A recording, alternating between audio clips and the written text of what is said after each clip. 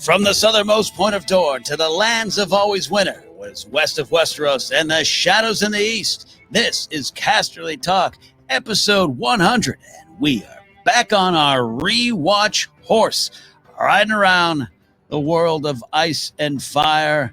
Welcome to the show. You might be listening, you might be watching on YouTube, on the Casterly Talk YouTube channel. It's new, it's brand new. Subscribe. Even if you listen to the podcast first, head over, subscribe, probably eventually soon. That's a commitment. We'll be putting on a special programming there on the YouTube channel. We might go live, all those kind of things. But the podcast side is where this all began. And we are part of two networks, the Good People Association, Josh, Mark, and the gang, and me, Ken Napzok. And, of course, we are presented and part of the Blue Wire podcast. Company, home, clan, house, whatever you want to say. Hey, everybody, Ken Napzok with you. And we are, I'm excited. I'm downright excited about this one here. We are getting back to where we last left off. We're picking up right. We're not starting over.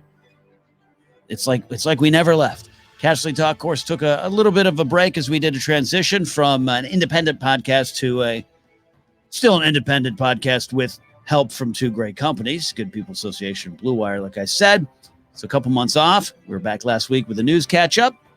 Whenever there's bigger news, breaking news, you can be guaranteed, and you can take it to the bank. We will have a little news breakdown here. More of those on the way. Guests coming in. Don't worry. I got other voices here. I love other people's opinions, other people's thoughts on these episodes as we break them down. We're just getting back up and running, but you know the score if you've been a listener. That's kind of where we've been for a bit here. We are going right to Season 3, Episode 2, the 22nd episode overall for the show, and it is Dark Wings, Dark Words. Before we dive in, a couple things about these rewatch reviews.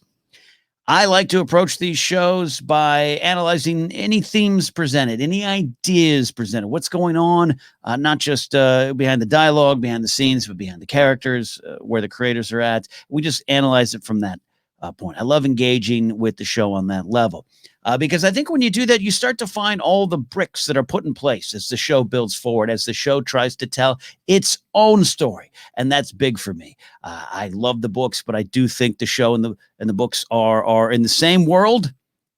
And I actually think you almost eventually we'll see how inspired George is by the show, but the show is inspired by the books without a doubt. But I don't look at it, and I should say no longer look at this as an adaptation. I just think it's a retelling of the story of a world we're all familiar with, but the show was trying to do its own things by playing with the characters and the themes that are present in George's work. That's absolutely what's going on.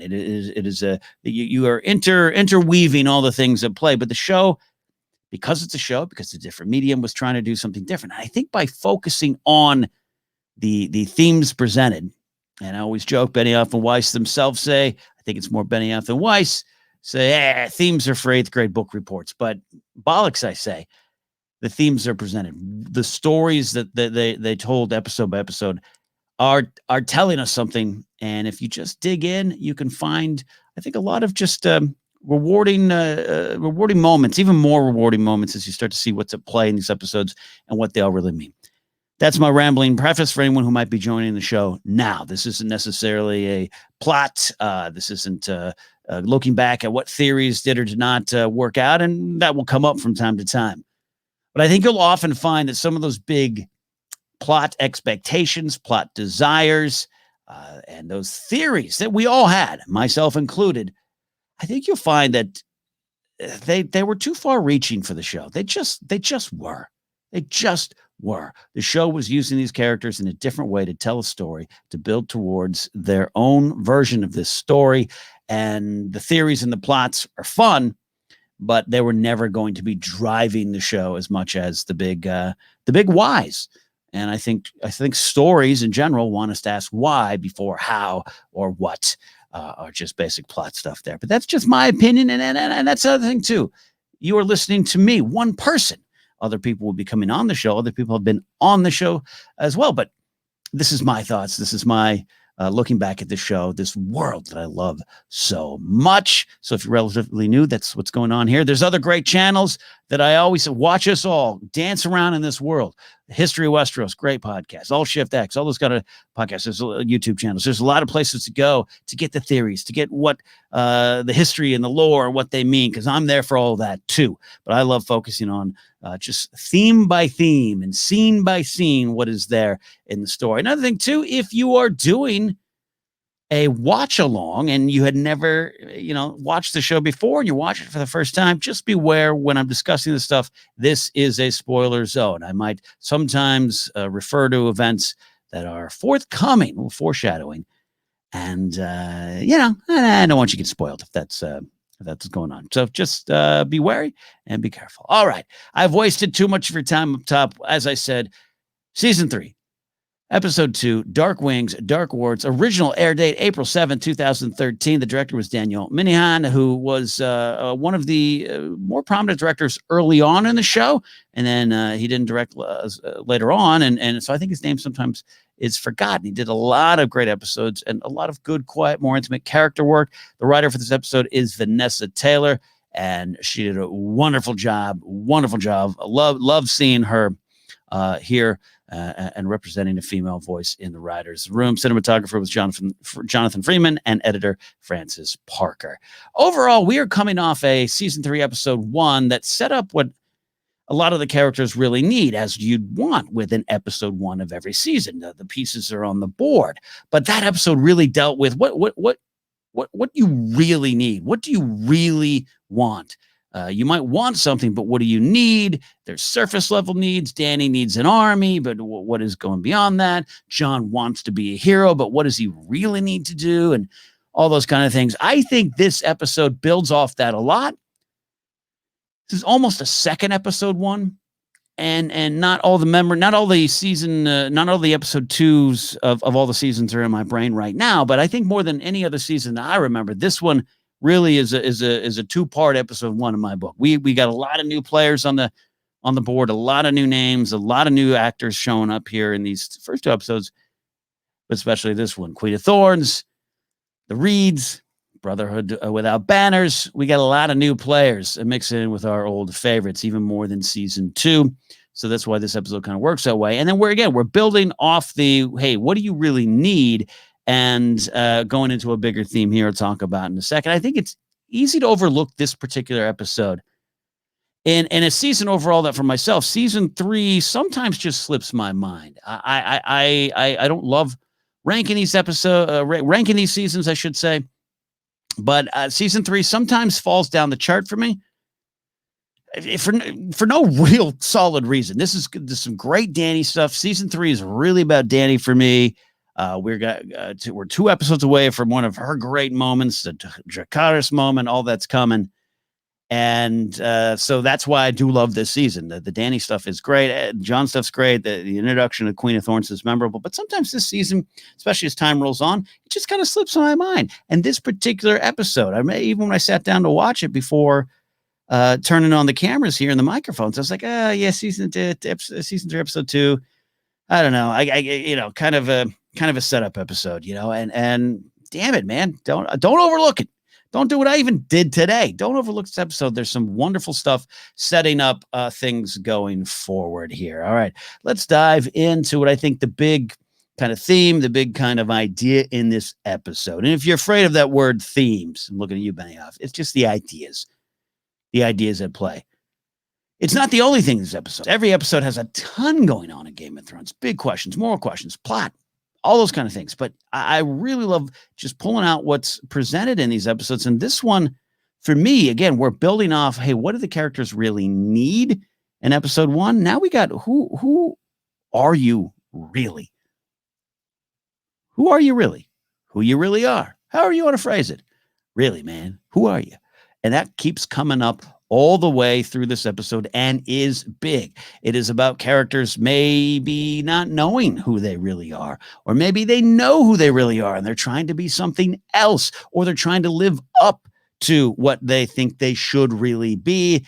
And then, of course, a couple characters as we get to the end are just trying to hide who they really are in name above all else. And that ends up being a big problem. So who you really are is a big idea in this episode. It begins right from the top with Bran, who's haunted by dreams of you got his brothers there. He hears his father. It's a replay of the season 1, episode 1 moments with him right before it all goes to hell, right? Those quaint early moments of season 1 where it's all happy. The last time it will be happy. But Bran is not just reliving those moments. And I think if you watch this, you can probably think that, hey, he's just having some flashbacks and memories. He's missing home, which he is. But I take this as the crow, the three-eyed crow is there showing him what he was and who he was. And it's haunting him because I think his natural instinct is to get back to that. He knows they're on the run. They got to get somewhere, but he's not yet the Bran that's like, we got to get north of the wall. He doesn't quite know who he really is, but someone who does is about to show up. And that, of course, is Jojen Reed, who first appears to us in this dream. And he says quite clearly to Bran as he's trying to process the dream, you can't kill it, you know. Why not, Bran asks. Because the raven is you. The three-eyed raven, three-eyed crow in the book, sometimes I might refer to that, is him. Now, that means almost nothing to us at this point. It's mumbo jumbo. It's wooey kind of magic, right? It just, and Jojen, you meet him, he seems to be a little off. Yeah, there's something at play with Jojen. But Jojen's just stating a big thing right here, right now. We'll come to something a little bit later as they kind of dive in when they actually meet. There's an important thing he says there. But this episode starts with that question. That's who you were. You might want to stay there, but you're haunted by that. And you got to go forward and you got to discover who you really are. And often the answers are right in front of you. Who you really are is it's a powerful question to ask yourself. And again, it goes in many different directions. And it's something you probably want to ask the people around you. You get Talisa. We jump into with Talisa and Robb. And she is being faced with what she was told the North and Westerosis were, particularly the Northerners. My mother always told me, you Northerners are a grim lot. But she's been seeing who Robb really is. She's starting to learn, but she's a foreigner in this land and maybe has a different perspective of who everyone really is out there, and show some great moments with Catelyn coming off. So even right then, we're getting right into it, and Robb's got this pressure. I think he's starting to feel, despite all the victories, he's already scrambling, already starting to lose. This is what we're picking up with him, and it's not celebrations, right? It's already a mess. The stuff that's going on with his mother at the end of season 2, Jaime and Brienne on the run. I think Robb is dealing with some of those kind of things, even outside the bounds of this big idea and this big theme. But Talisa's there questioning, what she was taught about who she really is now that she's seeing it. From there, we jump into this. The theme keeps going with Theon, a prisoner, and we don't know where he really is. We meet Ramsay. We don't know who Ramsay really is, and I love this stuff. And getting outside the theme discussion here, the Theon stuff at times is hard to watch, even just the basic torture stuff. Phantom pain. So you start to sympathize, but. The show had to do this in a different way than the books. There's just no way. The where Theon was, the reek of it all was something that could play out entirely different in the books, and it plays out wonderfully in the books.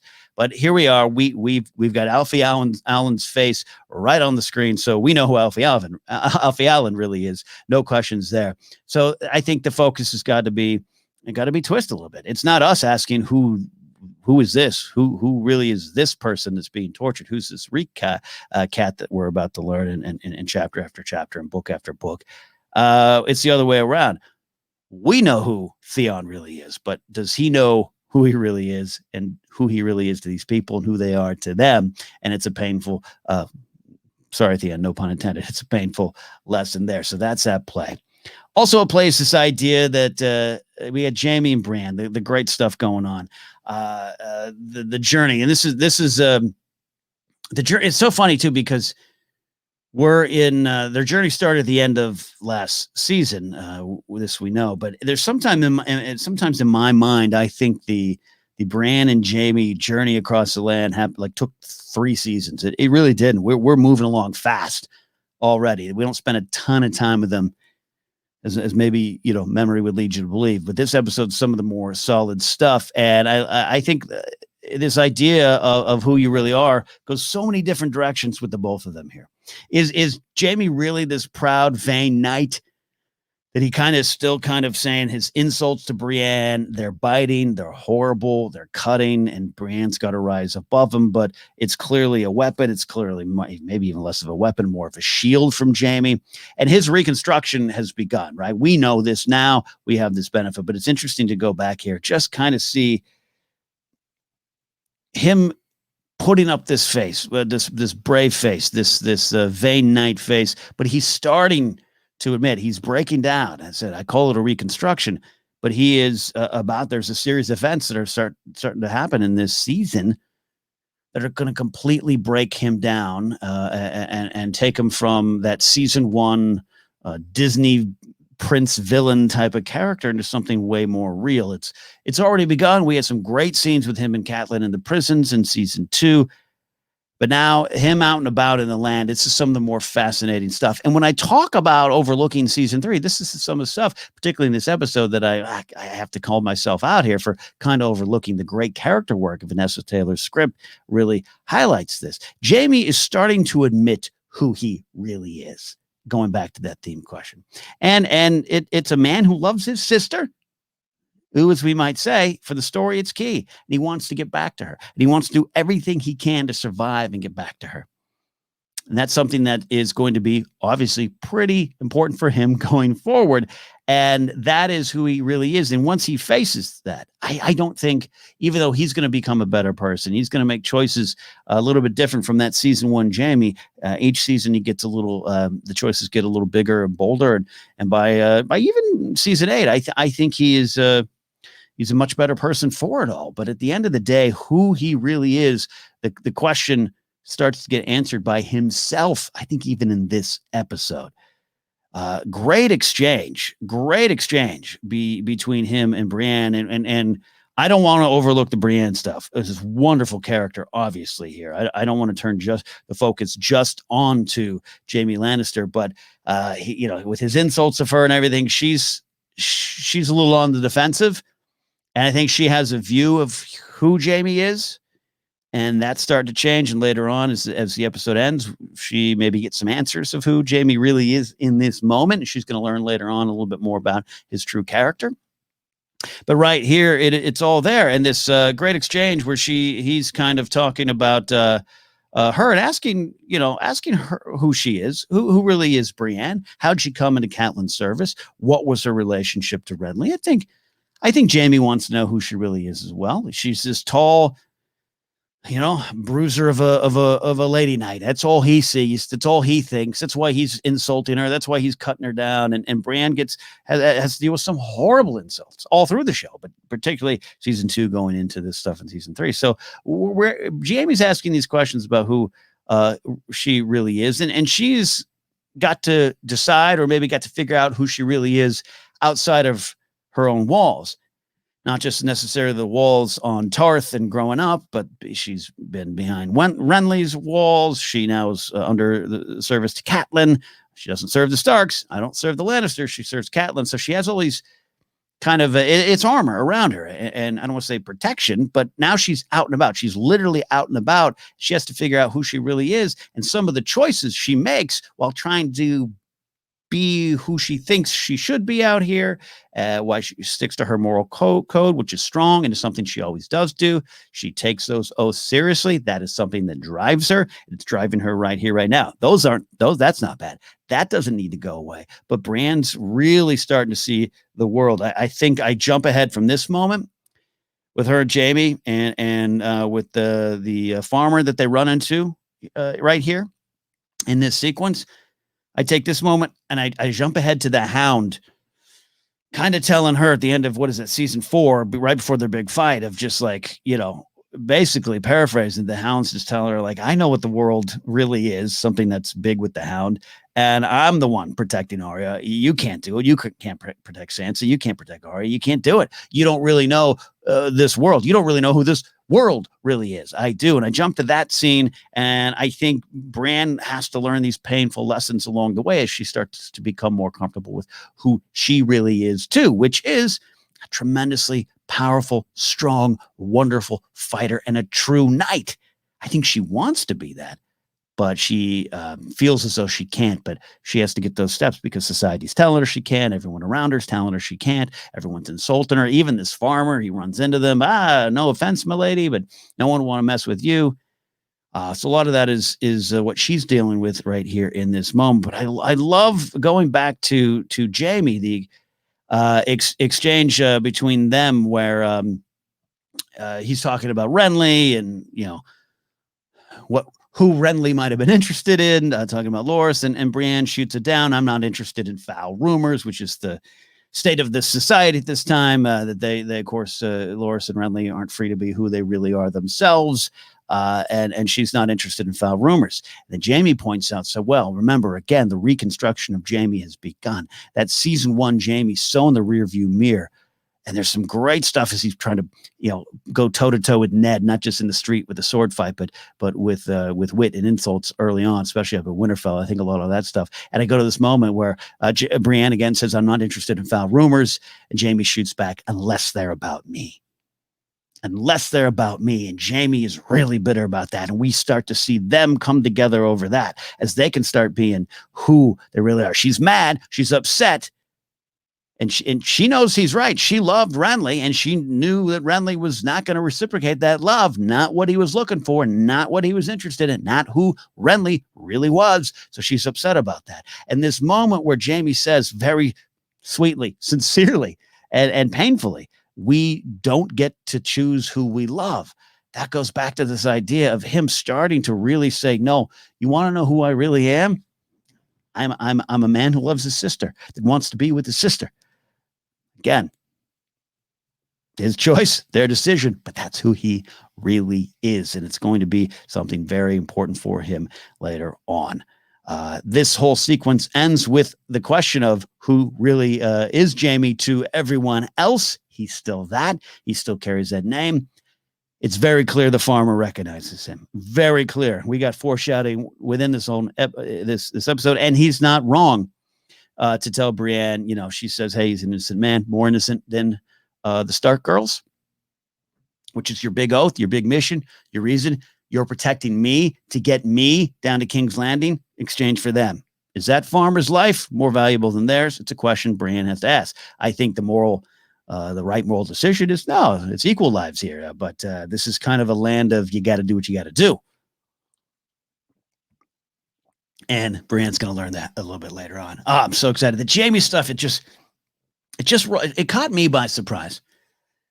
And not to just discuss these themes like we're in a class here. Let me insert some of my personal experiences with this. How Jaime slowly changes, becomes more comfortable, I guess, in a way of who he is. Man, it really is one of the more effective changes. Yeah, I think we all can agree. This is one of the big things that when you're talking about the appeal of George R. R. Martin's world and the appeal of the shades of gray he plays in, Jon Snow doesn't change much in that regard. He goes through great changes. His worldview changes. His purpose changes. We learned a lot about what he really needs to be. He wants to be a hero, but Mance is giving him the value advice of who you really should be and who Mance really is. And there's some more Mance confirmations coming in this episode. He goes through that change. And Dany goes through hers. But I think Jaime's one of the more compelling changes that people love, which is why going to the end, Season 8, we're not there yet. Can't wait to discuss Season 8, but to get to Season 8, and the big decision Jaime makes is frustrating. It is painful. It does feel like he's backsliding. It absolutely does. It's not a decision I would have wanted him to make. The relationship with Cersei, among other things, it's just toxic. It's not some... even if it was okay with the sibling thing, I'd still be like, buddy, Jaime, maybe not the best one. Maybe you need to move on. Or maybe you both need to go to therapy and grow together. But if you go back to this episode, I'm not going to say this particular episode makes season 8 not surprising and not frustrating. And again, it's these two characters. Their relationship really is picking up steam in this episode. But look at this episode and go to the end. Jaime is just saying who he is to her. He's admitting it. We have not really heard him admit this too much, other than some moments with Catelyn Stark, right? But this is pretty big. He doesn't know Brienne. He at least knows Catelyn Stark. He at least knows she knows the game, knows what's at risk, knows what's going on. Brienne, he doesn't know much about. That's why he's asking all these questions. And that's why he pushes back. Yeah, you don't want to believe those rumors about Renly. But man, you're ready to believe the ones about me. Well, let me tell you something. Just like Renly's rumors, mine are true too, because that's who I really am. And that's who Renly really was. And you who loved Renly, that's who you really were. It's fascinating stuff for me. And this leads to this big lesson for Brienne that's coming to the end of the episode. Little scene here with Joffrey and Jack Gleason doing the Lord's work. Season 3, some prime Joffrey. Like season 2, the Battle of Blackwater Bay. We're kind of frustrated. We don't like Joffrey from season 1, episode 1. That I get. But I think season 3, Joffrey really starts to go into darker territory. He is he's just psychotic. He's just plain psychotic, and it's building and building and building. So the scene where he's dressing, he's being dressed, or a new outfit being crafted here. We're getting ready for some of the the events, the wedding to Marjorie on the way, all those kind of things. And this big thing with Joffrey, that's his big theme. We all know he's faking it. He's trying to fake till he makes it, but he just wants to tell everyone that he's the king. And he even says it to his mom here. He's upset. The clothes maker, it brings in a wrong print, and it's more rose-like, which Cersei points out. You kind of look like a Tyrell. And Joffrey's upset with that. I'm the king, he says. I'm the king, but who is he really? He's a scared, angry boy. This we know. And he's put up this face, and now he feels when the clothes come back, great moment of, that's better. This is who I really am, the king, and this looks like who I really am. He needs everything around him to go in a direction that he makes it easier for him to convince himself that he's the king. If you follow my drift there. But what I love here, the little beats here with Cersei. Cersei is losing this battle with Marjorie, losing the control over Joffrey, which is really about her power, right? She's obsessed with Marjorie and is battling. Cersei's battling not necessarily Marjorie. She's battling the idea of who she really is right now to me. Great little exchange about the fabric. Give it to Marjorie for her wedding gown. Should be enough fabric. I love the stuff going on. The undercurrents with Marjorie and Cersei are great, but think about it here. Think about it. It's like Cersei had all this power. She's lost it. She is the queen mother, which is, not as regal, not as powerful, not as important as the queen. Here's Marjorie, the queen. We know later on, season 5, Maggie the Frog, played by the great Jodie May from Last of the Mohicans. She's there, gives the prophecy to young Cersei that haunts her in season 5, but that's still haunting Cersei now. That's absolutely what's here. So this question, this theme, this idea of who are you really? And Cersei fears that she is becoming this queen mother and not the queen. And fear, I mean, it's fact in terms of title, but she's losing that power. She's losing the fight of who she is to others and who she feels she can be, by the way, which is important to Cersei to me. She is battling patriarchy. She's battling her own father. She's battling society. The show asks us to ask ourselves a lot of questions about how we treat the women in our society, but more importantly, the women in power, the women with potential power. Cersei runs up against it all the time. I think Cersei is right when she tells her father, I'm the one. You got the drunk, you got the dumb brother. I'm the one that listened. And she makes some mistakes along the way. Again, jumping to season 5 because it's panic. She's got that vision, that prophecy from Meg the Frog in her head all the time. And I think now it's when it's kicking in, right? Now it's starting. Sansa wasn't a threat. Sansa and Joffrey being married, Sansa being the queen, that was nothing for Cersei. She's got her. Go back to season 1. She's controlling Sansa. She's intimidating Sansa. And I believe she's still got that power over Sansa right now. But here comes Marjorie. And Marjorie's absolutely not playing the game. Look at what Marjorie's putting up there in season 3, episode 1. That's where Marjorie goes and visits the orphans and the poor, and she's out there and getting love and praise from people, the kind of love and praise that Joffrey really wants from his kingdom. Because again, I'm the king. How come people don't like me? I'm hiding away. I'm afraid. And here's Marjorie just running around the town, and people love her. And Cersei sees that going away. This is not Sansa. This is a formidable opponent that is going to really, really challenge Cersei to face this idea of who she really is. Not who she wants to be, but who she really is in this moment. And that's why I love this little scene. It is small, but I think, again, Vanessa Taylor and the writing really hits a lot of points to it. And right now in this moment, Cersei wants power. She wants the kingdom. And she feels if she can get this kingdom, queendom, whatever you want to call it, if she can get the land, if she can be in control, if she can have the power, if she can prove to the world what she really believes about herself, I could do this better than anyone else. She's got some problems. He's got some wrong views on how to do it. There's a lot going on with Cersei. But if she gets it, if I get the kingdom, that's all I want.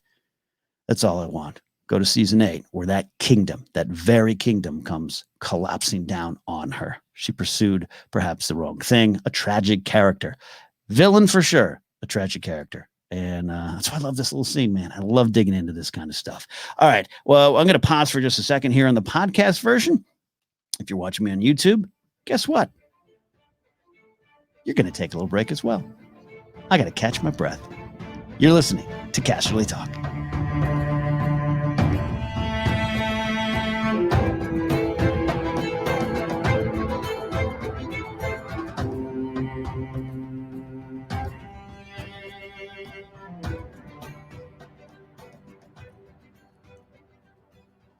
All right, coming right back. We're continuing to look at season 3, episode 2, Dark Wings, Dark Words. And from Cersei, we are going on to a great little exchange between Shae and Sansa. We have got Sansa she's without people she can trust. We know this. She often feels alone in this strange land, King's Landing. This has been something that's going on for a while. She is learning who she really is, and it's fascinating to see this stuff. To see where Sansa ends up by season 7, and where she ends up at the very end of it all. This makes season 3 that much more interesting to me about Sansa and what she's faced with, and the questions she's asked, and the allies she's surrounding herself with, and where she is right now. And she's scared. She has every right to be scared. She is truly on her own, even when she thinks she has allies. And this great little scene with Sansa is Shae kind of helping to deliver the truth? And again, this question of who you really are. It's sometimes again about, hey, I'm a queen mother, but I want to be the queen. I'm a woman, but I want to be a knight. I'm a knight, but I just want to be with my sister. All those kind of things. Some of which might represent growth. But it's also valuable. Go think of Tyrion in season 1, episode 1, the pilot, telling Jon to wear who you are as an armor, right? You're a bastard. Wear it, own it, and build from there. And no one can hurt you with it. I think it's valuable to know who your value, know who you really are on that side of it too. Not who you just want to be, and who are you really deep down inside. You might be acting like the king, but deep down inside you're this, and you have to face that sometimes. And Sansa's starting to face that here. That's why this isn't a throwaway scene to me at all here. This is Shae proving, hey, I'll protect you. You have a friend. You have an ally for what it's worth there. And yeah, we know Shae later on does some things maybe we all don't agree with. But again, some of it was circumstance. Some of it was what society, the pressures she was putting her under, those conversations to have when we get to those moments in other shows. But Sansa is learning this idea of who she really is to the society. She is a woman with prestige, a young woman with prestige. So that makes her both a pawn and an object for those around her. She's not in control.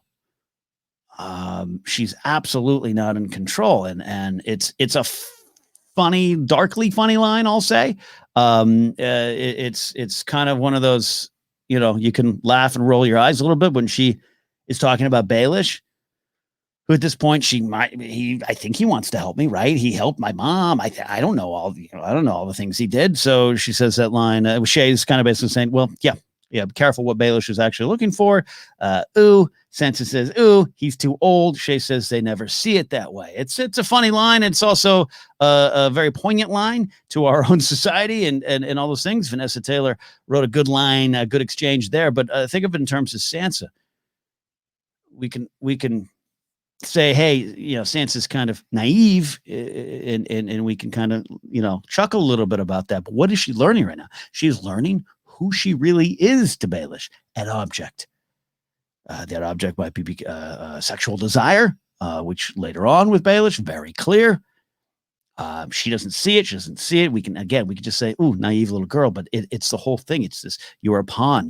Who you are doesn't matter. You are not in control of your narrative. You are not in control of your destiny here as a young woman in this land. And what happens in this episode from this little moment? This little moment with Shay and Sansa. And Shay knows the lay of the land. For better or worse, Shay knows the lay of the land. So Sansa is here going, I'm not in control. I don't know who I am. I don't know my value, and I don't understand how I'm devalued by people. And who does she meet? Enter Diana Rigg, the Queen of Thorns. Olenna Tyrell arrives. Great scene. Holy crap, the late Diana Rigg. Just every scene she's in throughout this show up until her, for this moment up until her death in season 7, just absolutely owns every inch of the screen and every inch of the scene. I'm much less boring than these others, says the Queen of Thorns, and I don't think there's any more truer words that have been spoken. Sansa is rightfully scared, rightfully distrustful of the Tyrells at this moment. She needs allies, whether she knows it or not, and I think she knows it. That's part of the plot going on here. But this is a pretty powerful scene as well, because for me, going on with this big idea presented in the show, Sansa doesn't really know who she is, and she just met the one person who's absolutely sure of who she is, the Queen of Thorns, Queen of Thorns, who should be maybe the King of Thrones. The King of Thorns knows who she is, and guess what?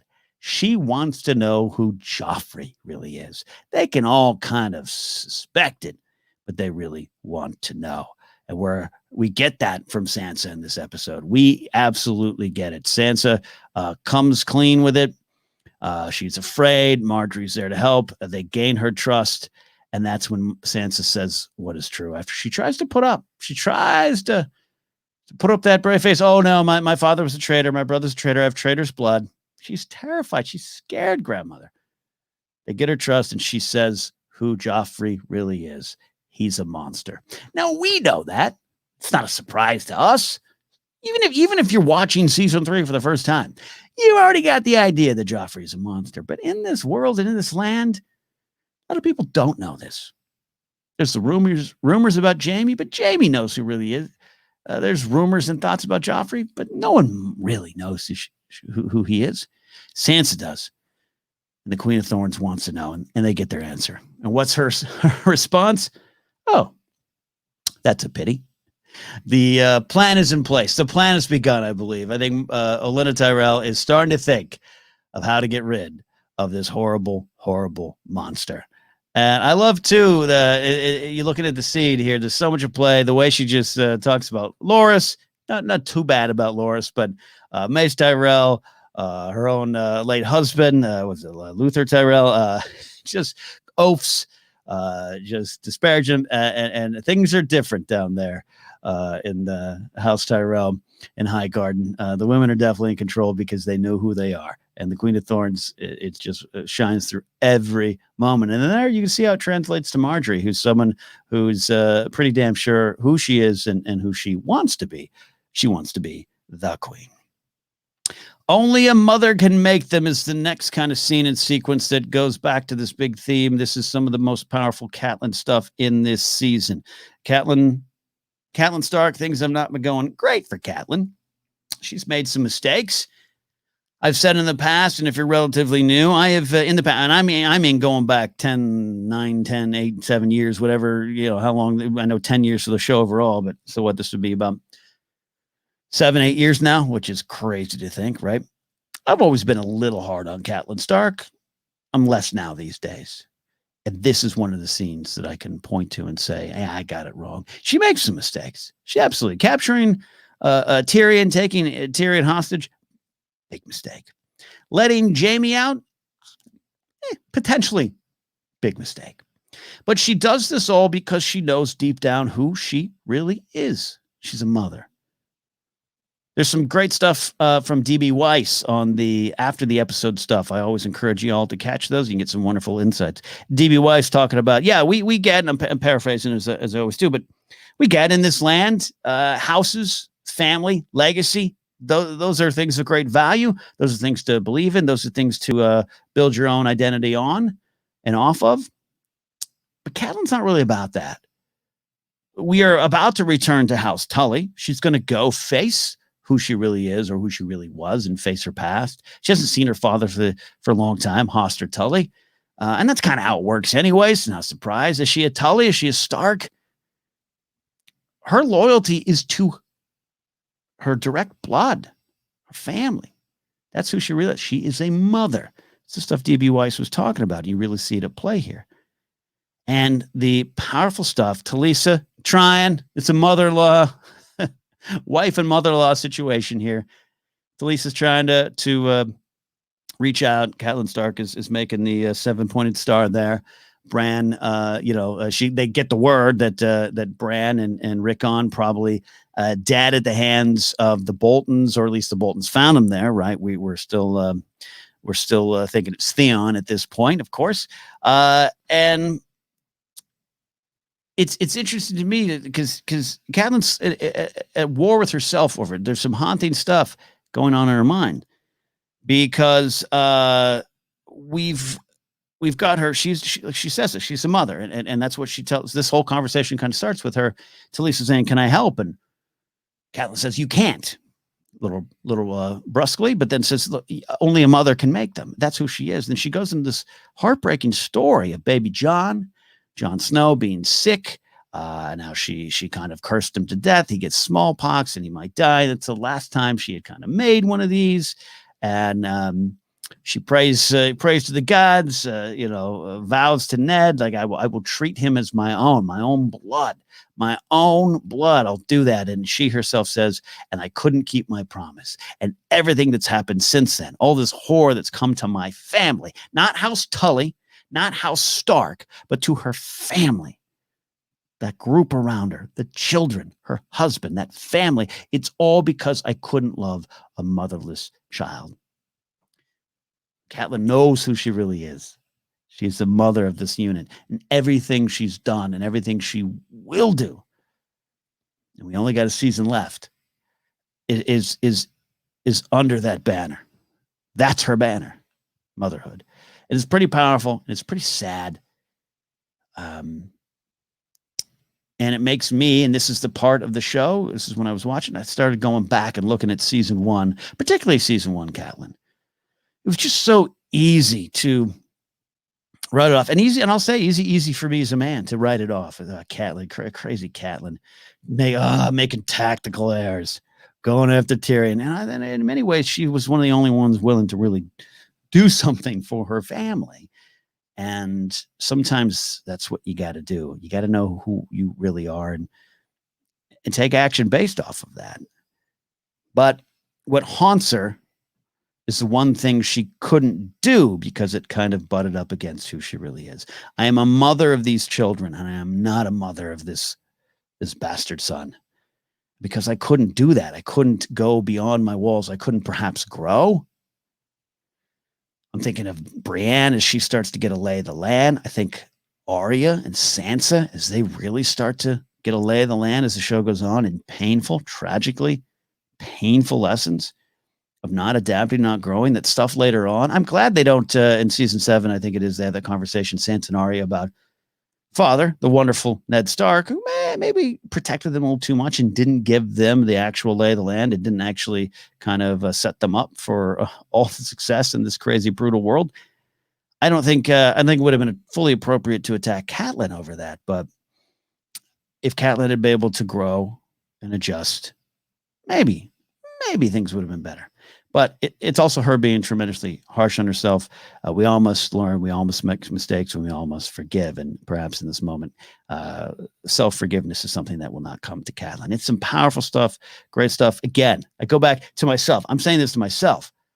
Don't sleep on this episode. And as we roll forward to season 3, maybe I will change my view of season 3. Who am I? Someone who values season 3 more than I think in my head at this point in time here. We go from this great conversation. She's talking about she couldn't love a motherless child. That motherless child is Jon Snow. And we go to a little moment. We've got some great stuff. We met Mance Rayder last time out, and Tormund Giantsbane. We're spending more time up there. We only get a little bit up there. But I love this scene because season 3, episode 1, Valar Morghulis, all men must, excuse me, that was Valar Dohaeris. Ooh, let me get that right. Oh, right? Oh, yeah. Let me get that right. You don't want to mess that up. Valar Morghulis was season 2, episode 10. Season 3, episode 1 is Valar Dohaeris, all men must serve.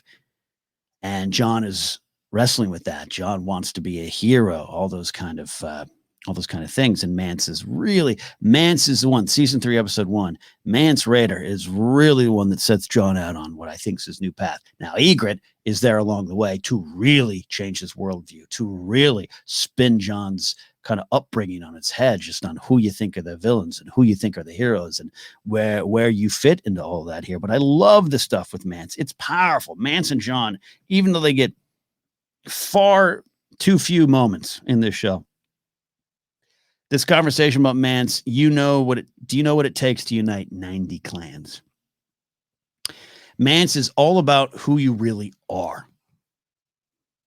This is why it's powerful that he gives Jon you want to be a hero. That's what you want. But what do you really need? That's season 3, episode 1. Here, it's about who you really are. He's a man trying to get everyone to safety. King beyond the wall, great, whatever. Don't bow in front of me, bow in front of me. That's not who I really am. I mean, I think Mance enjoys the power. Probably has a couple nights where he's like, it's good to be the king. But that's not who Mance really is. Whereas Joffrey is over here in this episode. This doesn't make me look like a king. I'm not a king. Come on. Mance is like, whatever. I'm just a man who tried to get everyone to safety because we need to work together. We need to keep everyone protected, keep everyone healthy, keep everyone alive. Only Mance could teach us here in the real world. So this conversation, thus small, is pretty powerful to me. I told them we're all going to die if we don't get south, because that's the truth. Jon Snow is going to be someone that's connected to the base level, bare bottom, but also title, topic, sentence, thesis statement, truth, all through his career, if you will, but all through the show. He's learning, I want to be the hero. That really isn't who, it's really not what I need to be. And who I really am is now in question. And I need to be about other people. I need to be about survival. I need to be about protection. I need to be about doing what is right. Because that's the truth. There's truths in these lands. Think of Jon Snow, season 7. I won't bend the knee. I don't want to serve. We all forget all this. We got to go north and save the land. He's not concerned with what's going on around the thrones. He's here for the people. How could he unite 7 kingdoms? He tried to unite 7 kingdoms. It's almost like this speech, you can hear it in Jon's soul as he tries to tell everyone. It's like he wants to have this conversation later on with someone else. You know what it took to unite 7 kingdoms? I told them we're all going to die if we don't work together. because that was the truth. I think John, this fuels John going forward. It's a tiny scene. I love it so much. And John is at this moment, he's struggling with who he really is, right? These changes aren't immediate. He spent his whole life being told, you go to the wall, the Night's Watch protects us from the nasty wildlings north of the wall. And he's starting to have that change. His worldview is changing. It's slow, but he's struggling with who he really is and what the world really is. And I love that Ygritte loves pointing this out. It's like her only line in the show, but Rose Leslie nails it in this episode. She points out the big picture to him, that she's always there for John in the big picture, the true picture, perhaps. And it all boils down to the warg scene with Mackenzie Crook. You've never met a warg? Like, it's really like playground, like 7th grade, 6th grade elementary school kind of tension between them, right? Oh, you've never really met a warg. But really what Ygritte says is, yeah, you haven't even begun to touch this world. You don't really know what this world really is. So love that stuff there. We go to a pretty important and powerful scene. This is a little bit of foreshadowing. We love discussing some of the foreshadowing here on Casterly Talk about things that are forthcoming here, but I don't want to run super long today here. But Sam is confronted with who he really is on the surface. There's things going beyond deeper, of course, there always is, but he is, I think, again, of that Tyrion and Jon scene in the pilot of, where what you really are as a shield. Sam is confronted with what he is. You're fat and you're slow, Ed says to him, because he confronts them as he falls to his knees. He's crying. He knows he failed in this battle up at the Fist. And he is wearing the cloak of a brother of a Night's Watch, but he doesn't feel that. He's not really that. He doesn't think in this moment. And he falls to his knees. He just wants to die. He just wants to give up. And Ed, it's a funny beat, but it's cold. It's harsh. Sam says, you left me. Ed says, yeah, me and Gren left you because you're fat and you're slow, and we would have died. So that's something Sam has to face.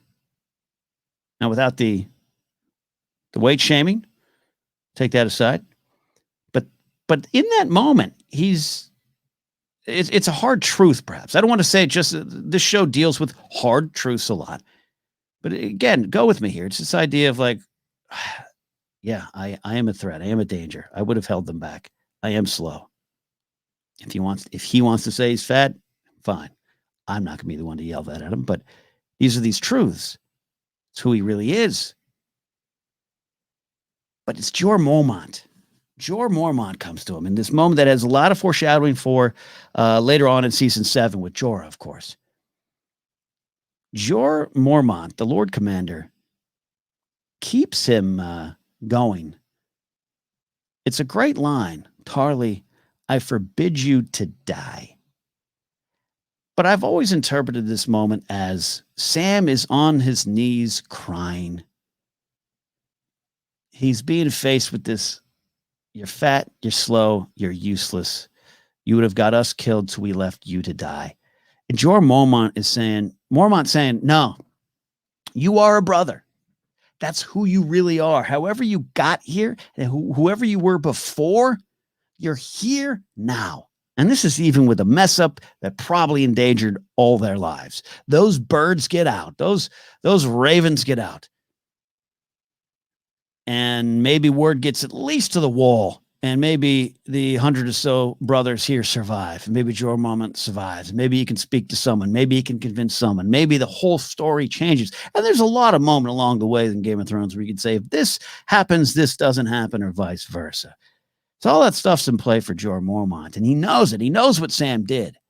He knows what Sam really is, but he needs, or what he thinks he is. But Jorah Mormont needs Sam to see him as what he really is, a brother. You belong here. Stand up. Tarly, I forbid you to die. It's not just a simple, cool statement. It is a, dare I say, a goal for Sam to reach, but it is the first time really in my mind other than some Jon Snow stuff I get, but it is the first time that someone just directly, boom, grabs Sam up and says, no, I know you think you're this, but who you really are is this. Be this. And it's not just a brother, a macho hero of the land. No, it's someone who took a vow. It's someone who's strong. It's someone who's going to survive. It's someone who's going to stay alive and protect others. The Gilly stuff's forthcoming. The killing the White Walkers forthcoming.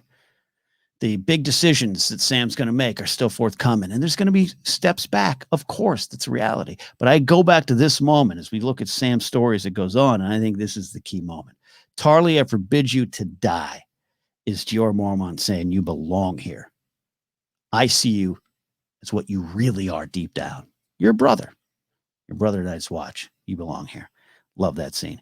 We get to meet back-to-back, two groups here. The Reeds, Jojen and Mira. We saw Jojen up top. We meet Mira. Great scene. I love that. I love the Osha Mira stuff that's about to start to play out here. But they know who Bran really is, right? They're here with the information. We don't know all the information yet. In fact, quite frankly, I don't know if we get the information until way later on in the show.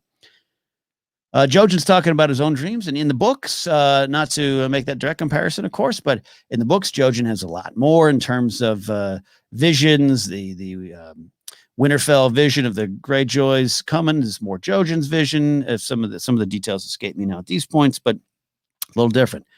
But this is again why the show has to use these characters a little differently.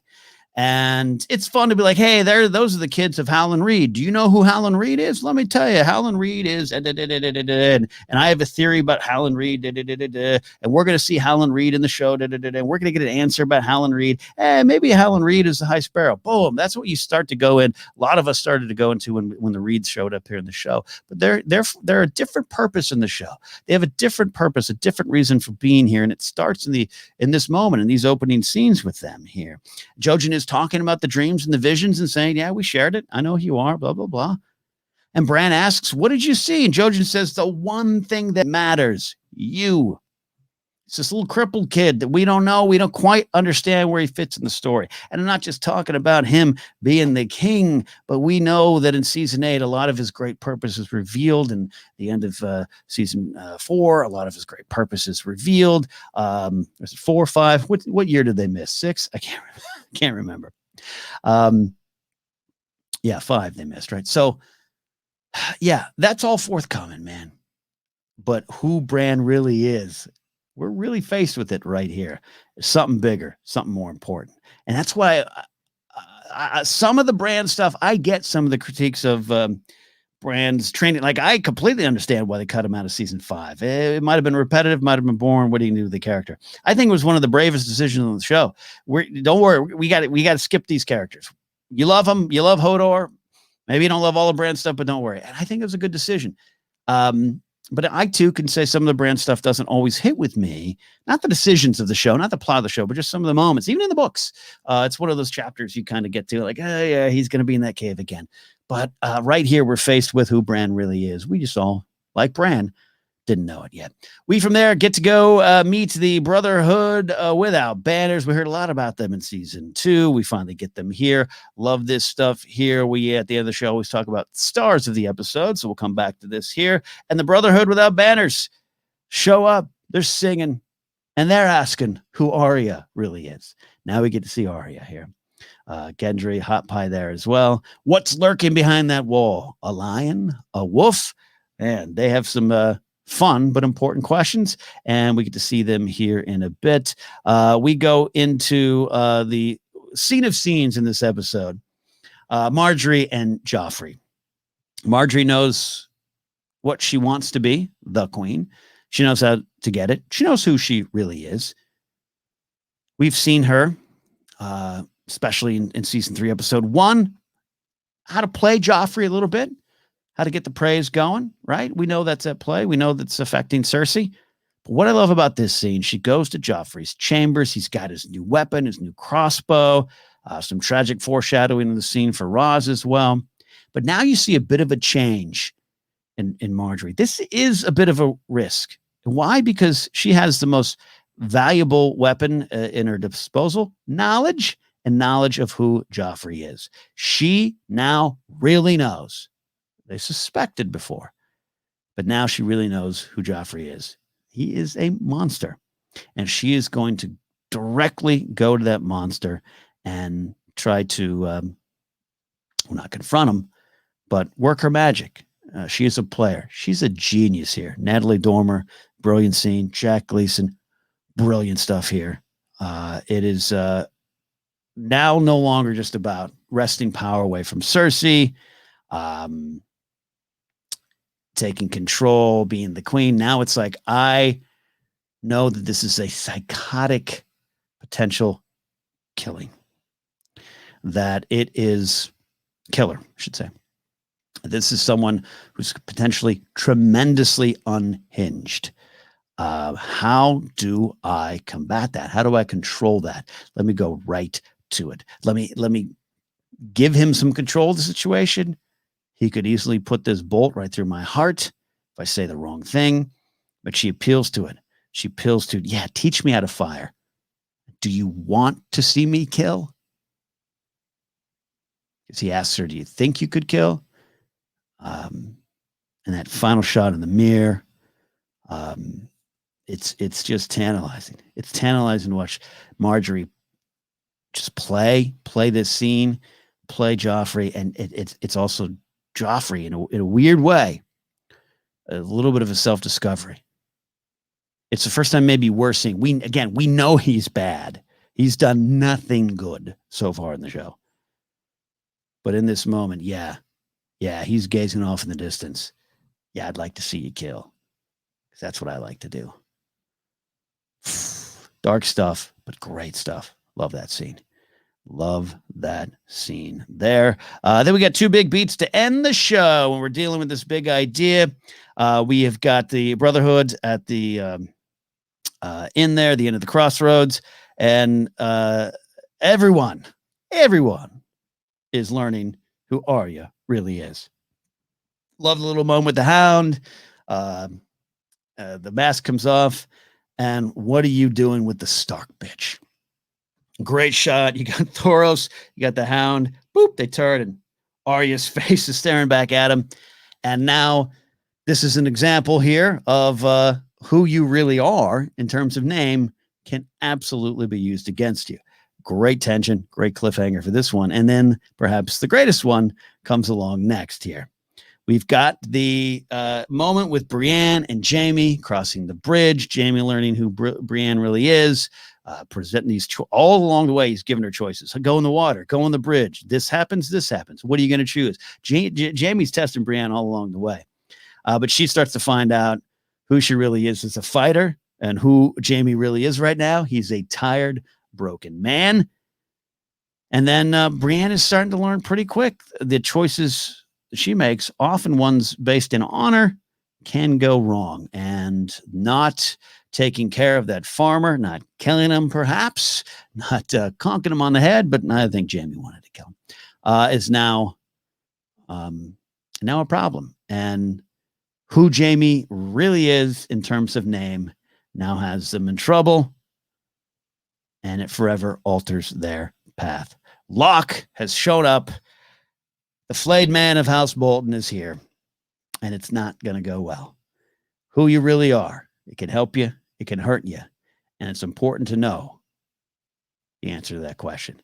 Favorite moments and foreshadowing there. We talked a lot about the Bran and who he really is because the Raven is you. I love the little side thing. Got a lot of stuff with Robb. Great stuff with Lord Karstark. But when they leave Harrenhal, Lord Bolton will garrison at Harrenhal. Bolton's getting more power. He's getting more trust. We see what's going to happen with that. Lord Karstark saying, I think you lost this war the day you married her. It's not nice, but it's true. We got the Red Wedding coming our way.